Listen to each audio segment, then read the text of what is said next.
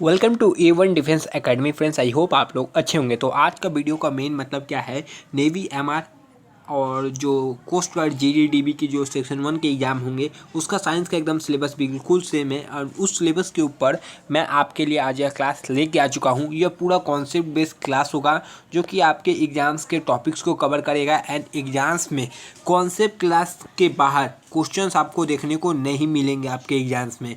तो आपको क्या करना है, कॉन्सेप्ट क्लास अच्छे से करना है और इसको अच्छे से नोट्स बना लीजिएगा तो ज़्यादा बेटर रहेगा। तो चलिए आज का ये क्लास स्टार्ट करते हैं। इसके पहले मैंने और इसके 2 चैप्टर ऑलरेडी करा दिया है, उसका लिंक आपको इस वीडियो के डिस्क्रिप्शन में मिल जाएगा, तो आप देख सकते हैं। तो चलिए, और उसका अलग से मैंने एक प्लेलिस्ट बना दूंगा जिसपे नेवी कोस्ट गार्ड साइंस का रहेगा। तो चलिए क्लास स्टार्ट करते हैं।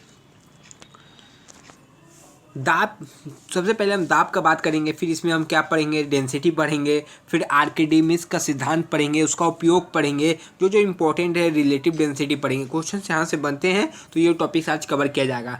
दाब किसी सतह के लंबवत लगने वाले उस बल के बराबर होता है जो सतह के एकांक क्षेत्रफल पर कार्य करता है।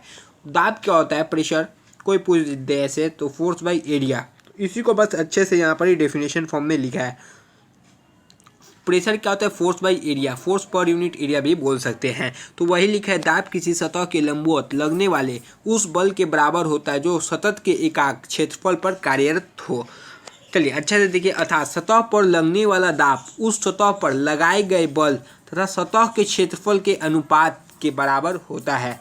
यह एक अदिश राशि है। पहला क्वेश्चन यहाँ से भी बन सकता है कि दाब कैसी राशि है, तो दाब एक अदिश राशि है। सदिश राशि, अदिश राशि इसके पहले के कॉन्सेप्ट क्लास में कवर कराया गया है। इसे P से व्यक्त करते हैं, तो दाब जो प्रेशर मैंने बोला इसको P से डिनोट करते हैं। नेक्स्ट देखिए क्या है, P क्या है, सतह पर लगने वाला दाब यानी प्रेशर जो है। F क्या है, मतलब बल, सतह के लंबवत लगने वाला बल है। A क्या है, सतह का पृष्ठ क्षेत्रफल है। तो pressure equal to force by area का यहाँ पर ही पूरा अच्छा से एक्सप्रेशन आपको पता चल गया। P मतलब सतह पर लगने वाला दाब, F मतलब सतह के लंबवत लगने वाला बल, और A मतलब सतह का पृष्ठीय क्षेत्रफल। चलिए नेक्स्ट देखते हैं। दाब के सूत्र से यह स्पष्ट है कि क्षेत्रफल कम होने से दाब अधिक होगा। सबसे पहला, और यहाँ से भी क्वेश्चन बन सकता है कि क्षेत्रफल कम होने से pressure equal to force by area, ठीक है, ये फॉर्मूला है। यानी यदि फोर्स बढ़ेगा, यहाँ का बोला क्षेत्रफल कम होने से, यानी जो ये कम होगा तो दाब अधिक होगा, और ये अधिक होगा तो ये कम होगा। ऐसे ये मतलब इन्वर्सली इसका रिलेशन है। और तथा क्षेत्रफल अधिक होने पर दाब कम होता है, ये इसका रिलेशन है। ठीक है, ये रिलेशन याद करके जाइएगा, यहाँ से क्वेश्चन बन सकता है। चलिए नेक्स्ट देखते हैं आगे। उदाहरण के लिए एक एग्जाम्पल के तौर पर पूरा अच्छे से नोट्स को तैयार किया गया है।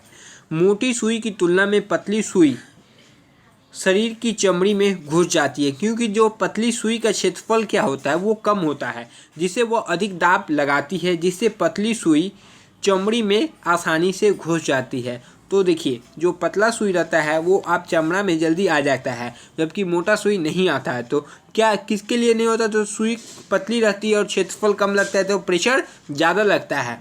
क्षेत्रफल कम मतलब प्रेशर ज़्यादा, याद रखिएगा, क्षेत्रफल कम मतलब दबाव ज़्यादा। यहाँ से क्वेश्चन बन सकता है। नेक्स्ट है मात्रक पे बात करते हैं हम लोग। दाब का एसआई पद्धति में मात्रक क्या है, पास्कल। फोर्स प्रेशर का एसआई पद्धति में मात्रक क्या है, पास्कल, याद रखिएगा, लिख लीजिएगा। 1 पास्कल दाब 1 न्यूटन के बल को इकाई क्षेत्रफल पर आरोपित करने पर उत्पन्न होता है। जो 1 पास्कल दाब है, 1 न्यूटन के बल को इकाई क्षेत्रफल पर आरोपित करने पर उत्पन्न होता है। नेक्स्ट देखिए क्या है, 1 पास्कल, इसे पीए से 1 पास्कल, इसे पीए से प्रदर्शित करते हैं 1 पीए। नेक्स्ट है वायुमंडलीय दाब। तो वायुमंडलीय दाब के मतलब जानते हैं, पृथ्वी को चारों ओर से घेरे हुए आवरण को वायुमंडल कहते हैं। मतलब पृथ्वी का जो चारों तरफ से घेरा रहता है उसको वायुमंडल कहते हैं। अतः वायुमंडलीय दाब उस दाब के बराबर होता है जो वायुमंडलीय दाब रहता है। किस दाब के बराबर होता है, जो वायुमंडल के द्वारा पृथ्वी के सतह पर आरोपित किया जाता है। वायुमंडलीय दाब का मान 1 सेंटीमीटर ऊंचे पारे के स्तंभ द्वारा लगाए गए दाब के बराबर होता है, जिसका पृथ्वी की सतह पर मान 1.013 इंटू न्यूटन प्रति वर्ग मीटर होता है। चलिए आगे बढ़ते हैं। वायुमंडलीय दाब के जरूरी मात्रक क्या है, बहुत इंपॉर्टेंट है। 1 न्यूटन इक्वल टू 1 पास्कल। वायुमंडलीय दाब को एटीएम से व्यक्त किया जाता है। कितना? वायुमंडलीय जो दाब है उसको कैसे व्यक्त किया जाता है? एटीएम से व्यक्त किया जाता है। काफ़ी इंपॉर्टेंट है। 1 एटीएम कितना होता है? तो 1.013 इंटू पास्कल होता है। इंपॉर्टेंट है, 1.012 इंटू पास्कल। नेक्स्ट देखिए क्या है,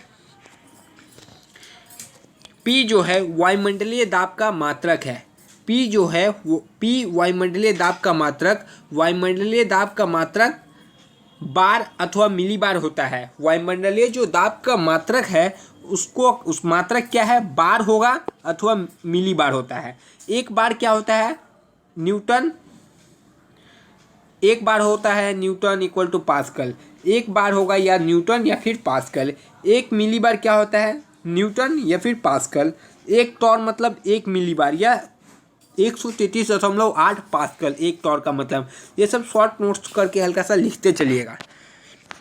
नेक्स्ट है मानक वायुमंडलीय दाब का मान माध्य समुद्र तल पर। जो मानक वायुमंडलीय दाब का जो मान होता है समुद्र तल पर वायु के द्वारा लगाए गए दाब के बराबर होता है। मानक वायुमंडलीय दाब का मान माध्य समुद्र तल पर वायु के द्वारा लगाए गए दाब के बराबर होता है, जिसका जो मान है 101.325।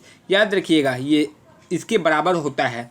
वायुमंडलीय दाब का मापन, वायुमंडलीय जो दाब का मापन होता है मैनोमीटर नामक उपकरण द्वारा किया जाता है। ऊपर की ओर जाने पर 1000 फुट ऊपर जाने से 1 इंच पारे की स्तंभ के बराबर दाब की वृद्धि होती है। 1000 फुट ऊपर जाइएगा तो 1 इंच पारे के स्तंभ के बराबर दाब में वृद्धि होती है। इंपॉर्टेंट है। नेक्स्ट है वायुमंडलीय दाब के कुछ प्रमुख यानी इंपॉर्टेंट जो एग्जाम्पल्स है।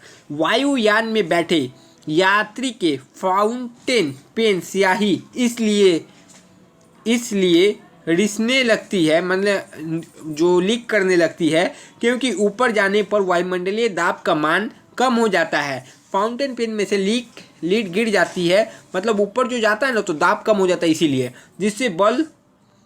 जिससे कम दाब होने के कारण पेन के अंदर भरी स्याही बाहर निकलने लगती है। दाब कम रहती है ऊपर जाने से तो पेन की जो स्याही रहती है उसमें से निकल जाती है। वायुमंडलीय दाब के कम होने पर कारण पर्वतारोही जो होते हैं, माने जो माउंटेन क्लाइंबर होते हैं, तथा उच्च रक्तचाप से पीड़ित व्यक्तियों को ऊंचाई पर जाने से उनकी नाक से खून निकलने लगता है। मतलब जो है पर्वत के ऊपर जो चढ़ता है, जिसको पहले से उच्च रक्तचाप हो और वो ऊपर चल रहा है, तो उसके नाक से खून निकलने की संभावना बढ़ जाती है, क्योंकि ऊपर में प्रेशर कम रहता है।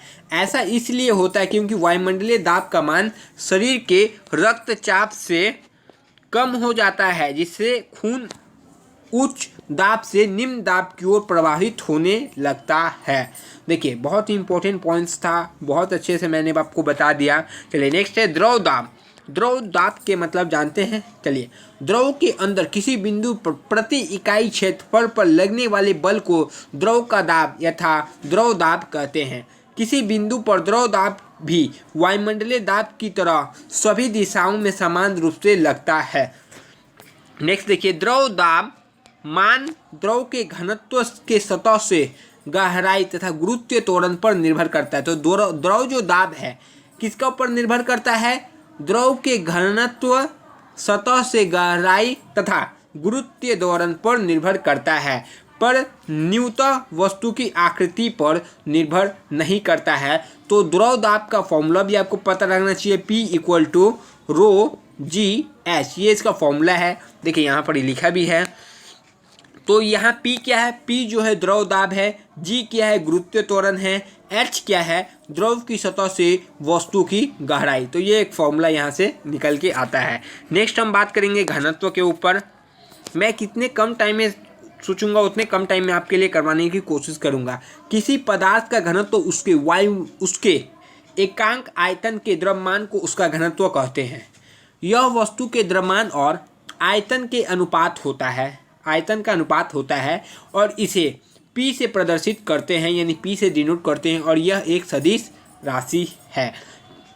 यहाँ पर m इक्वल टू पदार्थ का द्रव्यमान और v इक्वल टू पदार्थ का आयतन। तो कोई भी आपसे पूछे घनत्व डेंसिटी का फॉर्मूला मास बाई वॉल्यूम होता है।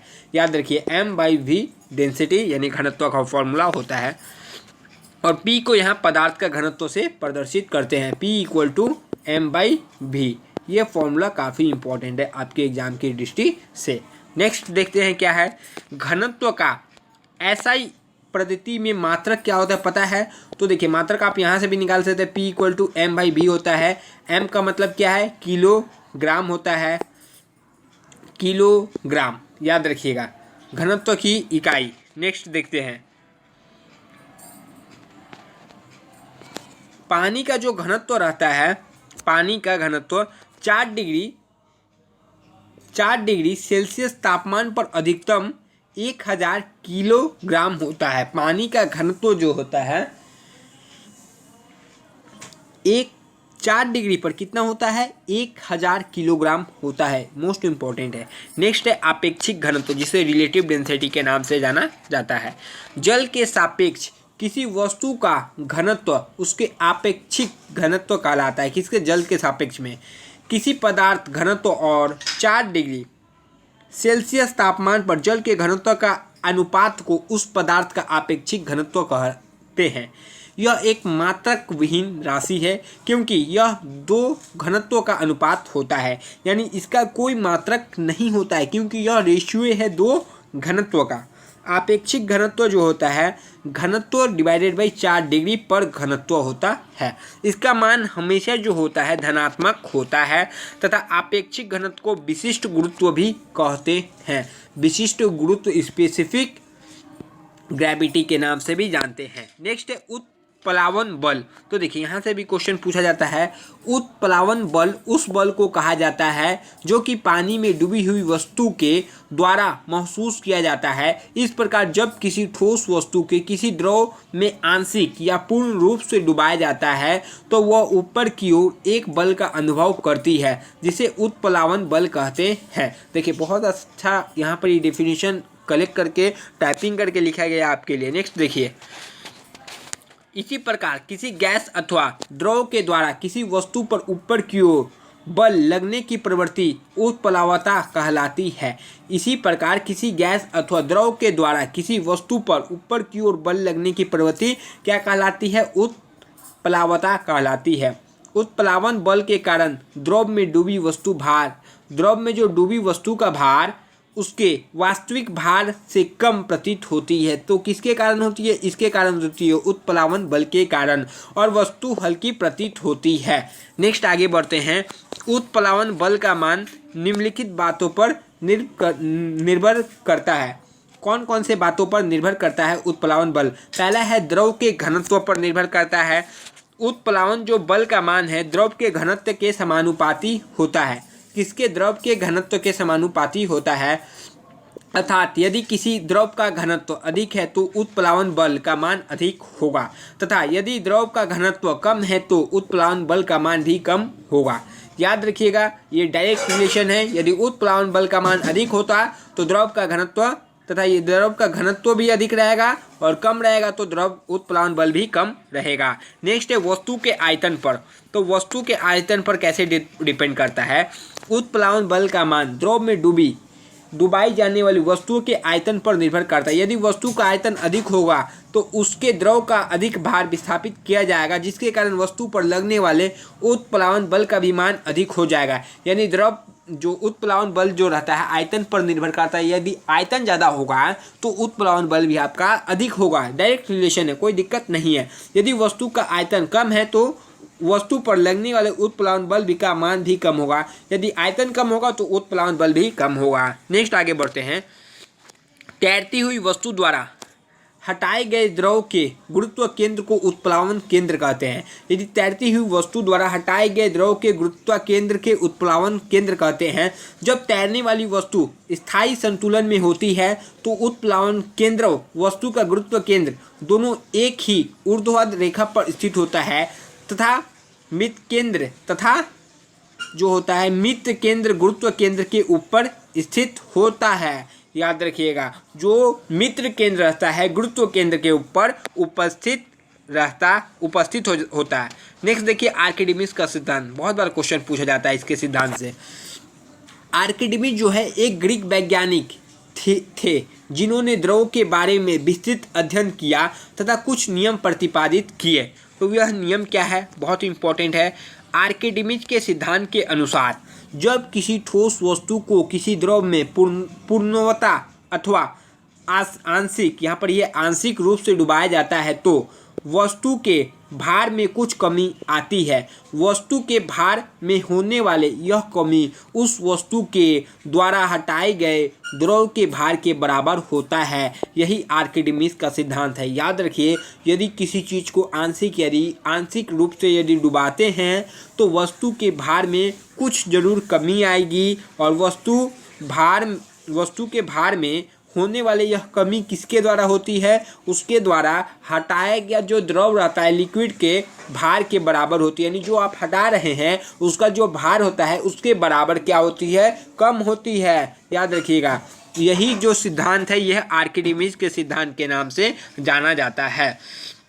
आर्किमिडीज के सिद्धांत की उत्प्लावन का नियम भी कह सकते हैं, यानी आर्किमिडीज का जो सिद्धांत है इसे उत्प्लावन का नियम भी कह सकते हैं। इस प्रकार क्या होता है, उत्प्लावन बल इक्वल टू भार के आभासी कमी यदि इक्वल टू हटाए गए द्रव का भार, तीनों जो है एक है। याद रखिएगा, कितने अच्छे से यहाँ पर लिखा गया है कि आपको कोई भी चीज़ को समझने में प्रॉब्लम ना हो। नेक्स्ट देखिए आर्किमिडीज सिद्धांत का अब उपयोग भी देखते चलिए। आर्किमिडीज के सिद्धांत का उपयोग करके पनडुब्बियों का निर्माण किया जाता है। पनडुब्बियों का निर्माण कैसे किया जाता है, तो आर्किमिडीज के सिद्धांत का उपयोग करके पनडुब्बियां पलवन का जो नियम है आर्किमिडीज सिद्धांत पर कार्य करता है। जो पलवन का नियम है वह आर्किमिडीज के सिद्धांत पर कार्य करता है। जो द्रव है, द्रव घनत्व मापी भी आर्किमिडीज के सिद्धांत पर आधारित होता है। इसकी सहायता से द्रवों का विशिष्ट गुरुत्व मापा जाता है। नेक्स्ट देखिए क्या है, लैक्टोमीटर भी एक प्रकार का हाइड्रोमीटर है जो आर्किमिडीज के सिद्धांत पर कार्य करता है। लैक्टोमीटर क्या मेजर करता है, मैंने आपको पहले भी बताया है। चलिए कमेंट में आप बताइए, यहाँ पर लिखा भी है लैक्टोमीटर की सहायता से दूध में मिलावट, दूध की शुद्धता की ज्ञात की जाती है। तो लैक्टोमीटर पूछा भी जाता है, इसका उपयोग क्या है, तो इससे दूध की शुद्धता ज्ञात की जाती है। तो यह आज का क्लास यहाँ पर समाप्त होता है। पर सुनिए, आपको करना क्या है, इसके पहले मैंने 2 chapter metal and non metals करा दिया है अच्छे से। मेटल्स एंड नॉन मेटल्स कराया है, उसको देख लेना है। इसके पहले मैंने साइंस के ऑलरेडी सब क्लासेस करवा दिया है, उसका लिंक इस वीडियो के डिस्क्रिप्शन में आपको दिया रहेगा, तो वो भी जाके कर लीजिएगा। और मैं फिर से अच्छे से टाइपिंग करके क्लासेस को करवा रहा हूँ, तो इसको भी फॉलो कीजिएगा। तब तक के लिए जय हिंद फ्रेंड, नेक्स्ट वीडियो में आपसे ज़रूर मिलेंगे। जय हिंद। और यदि सब्सक्राइब नहीं किया तो ज़रूर सब्सक्राइब करके लाइक ज़रूर कर दीजिएगा और अपने फ्रेंड्स में शेयर कीजिएगा। जय हिंद।